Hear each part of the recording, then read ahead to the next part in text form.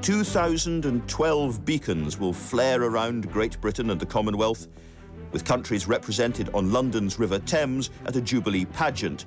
1,000 boats with the Queen in a specially designed royal barge. The Queen and the Duke of Edinburgh will once again crisscross the UK, and her family will visit every realm and other Commonwealth countries, dependencies and overseas territories. And the party will continue with a pop concert outside Buckingham Palace. I hope that I'm going to be around for it. Job-wise, I don't really know exactly where I'm going to be, but fingers crossed I'll be around. A concert in the garden would always go down well, I'm sure, for us.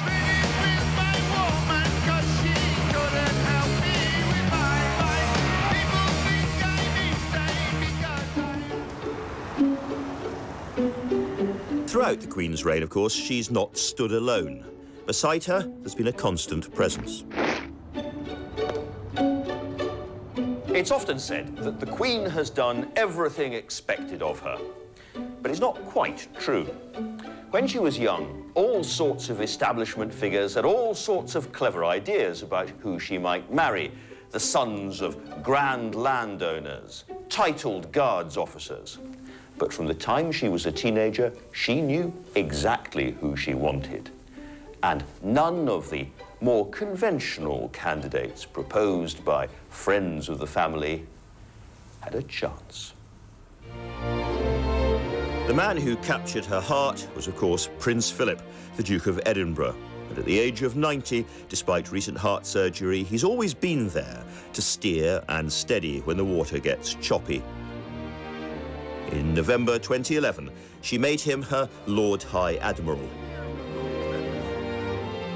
Theirs has been the closest union.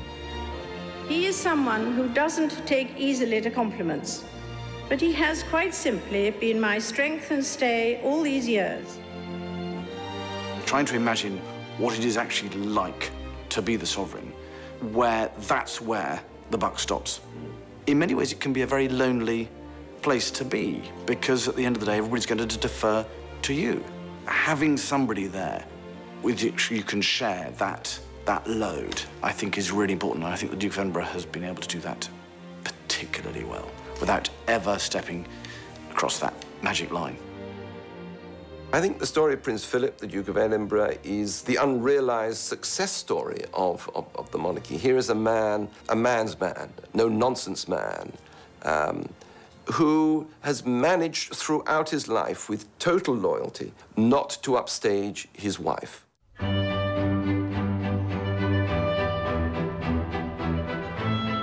He's been popularly known for his salty and sometimes crotchety sayings. But the truth is that for a long time, this was a restlessly reforming figure, once voted the most popular member of the royal family, appearing on television to promote wildlife and helping urban youth. From his Duke of Edinburgh's awards scheme to campaigning for children's playing fields. I want to see the farm. Please tell me, Steve. What do you want to see me about? Because you won't play, Phil. Well, you've come to the right place. And he gave up his naval career to spend his life by her side. Some people have said he could have gone all the way to the top as a professional. He could have been sitting in your uniform as a professional. I think all the indications of the manner in which he's conducted his royal duties since 1952-3 indicate that he had everything that was appropriate to doing my job. The Queen may be head of the nation, but he is still head of the family. The support that he gives to my grandmother is, I mean, phenomenal. I mean, I'm still doing engagements by myself. You know, William's obviously now got Catherine, and other members of the family, you know, have their other halves, which I think makes a huge difference. And regardless of whether my grandfather sort of seems to be doing his own things or wandering off like a fish down the river, the fact that he's there, I personally don't think that she could do it without him, especially when they're both at this age.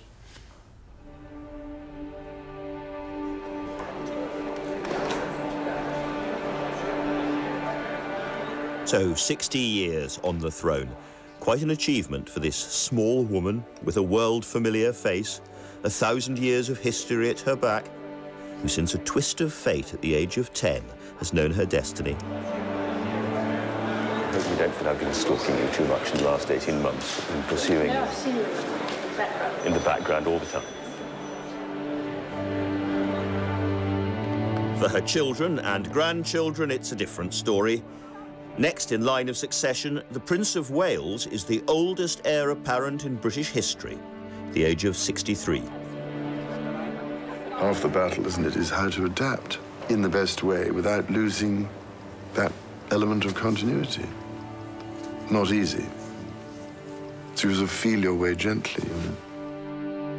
And her legacy also, of course, lies in the hands of her 8 grandchildren. There's quite a lot of pressure on someone like me as a junior boy coming through, as it were, because of the example, you know, that the Queen has set. While she's still there and providing such a good example, it allows me to learn and to be able to develop and to be able to understand better what the sort of role plays. And I think she defines it brilliantly. Every time I find myself whinging about why I have to put on a dinner jacket and go and do this and go and do that, and recently I've been thinking to myself, actually, I can't complain. At the end of the day, you know, she has put this country way before anything that she'd ever want to do. I mean, you know, it's her job, understandably, but she, at a very young age, was put in a position that I, you know, would love to see anybody handle, and I don't think they would be able to as well as she has.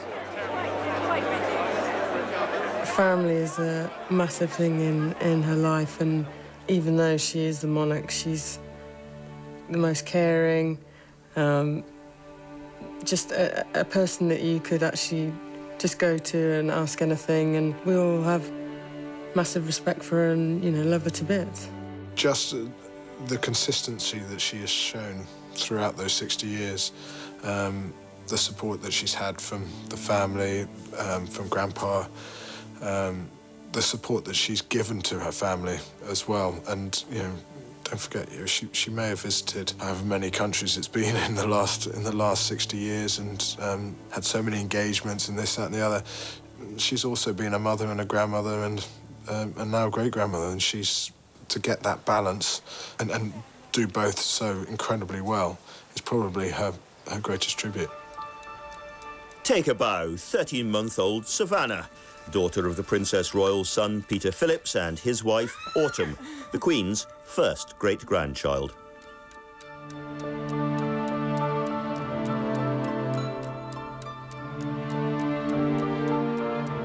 Queen Elizabeth II has been part of many people's lives for 60 years, doing her quiet, phlegmatic, relentless best. During her reign, she's been a witness to the most rapid changes in society. For more than 21,000 days since the age of 25, she has dedicated her life as the servant of her people. She's seen triumph and disaster, family heartache and family delight, and she has come through the rapids into calmer waters.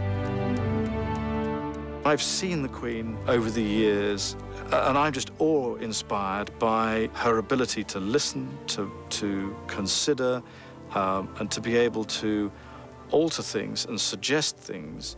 That's where she's been so clever, I think. Her ability to keep pace with the changes, understand what those changes mean, but also that the role of the monarchy doesn't change very much in that sense, so that degree of continuity, common sense, remains. No reason for that not to be able to go on, I hope.